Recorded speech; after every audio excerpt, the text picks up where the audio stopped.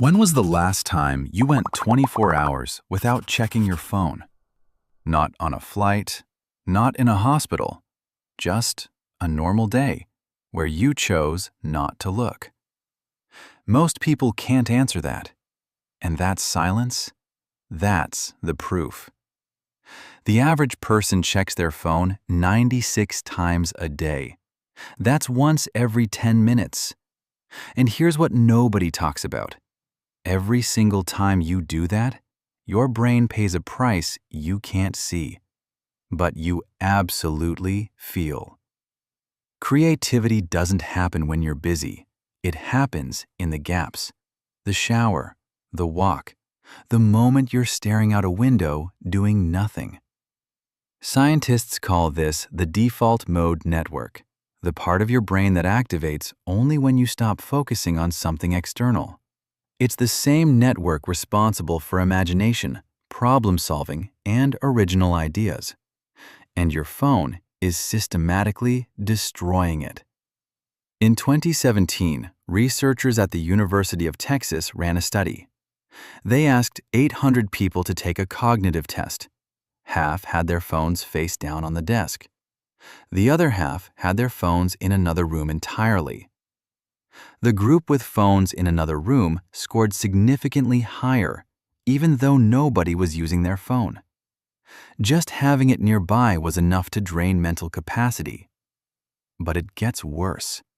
A 2019 study published in the Journal of Experimental Psychology found that even a phone notification you don't check, just the buzz, just the light, breaks your focus as badly as actually picking it up.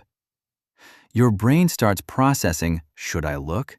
And that question costs you between 15 to 20 minutes of deep concentration to recover from. 15 to 20 minutes. Gone. Every single time. Now think about what creativity actually requires. It needs uninterrupted time. It needs boredom.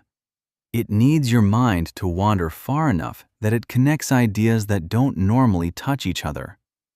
That's where original thinking lives, in the long, quiet stretches between inputs. But modern phone use has made those stretches almost impossible. Think about the last time you waited for something, an elevator, a coffee, a friend, and didn't reach for your phone. Really think about it. Most people can't remember. And that's not weakness, that's design. Apps are built by teams of engineers whose only job is to make you open the app one more time. The pull to refresh mechanic is literally modeled after slot machines. Variable reward schedules, the same psychological mechanism behind gambling addiction, are baked into every platform you use. Your creativity isn't failing. It's being stolen, very deliberately, by people who profit from your attention. Here's where it gets interesting. When artists, writers, and musicians are surveyed about when they get their best ideas, the answers are almost always the same. In the shower, on a long walk, just before falling asleep, or during a boring commute with no headphones. Notice what those situations have in common.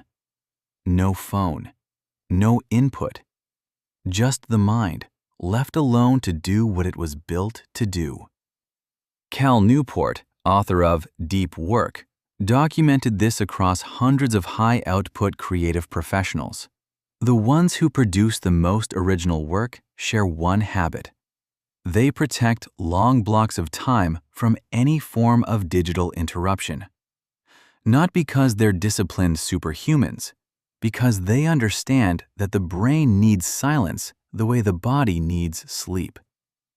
And right now, most of us are chronically sleep-deprived, creatively. So what do you actually do about it? 3 things, simple ones. First, create a dead zone. Pick one block of time per day, even 30 minutes, where your phone is physically in another room. Not on silent, in another room. The UT Austin study showed that proximity alone matters. Distance is the only thing that actually works. Second, embrace structured boredom. Once a day, do something that doesn't require your full attention.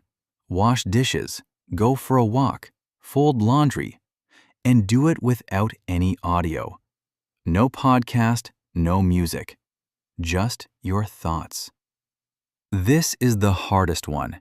It will feel deeply uncomfortable for the first week. That discomfort is your default mode network waking back up. Third, delay your first check. Whatever time you normally pick up your phone in the morning, push it 30 minutes later. That first hour of the day is when your brain is most primed for creative thought. Filling it with notifications is like pouring concrete into the most fertile soil you have. You don't have to quit your phone. You just have to stop letting it own the silence. Creativity isn't a talent, it's a condition. And right now, something in your pocket is controlling that condition for you. If this made you think, share it with someone who needs to hear it.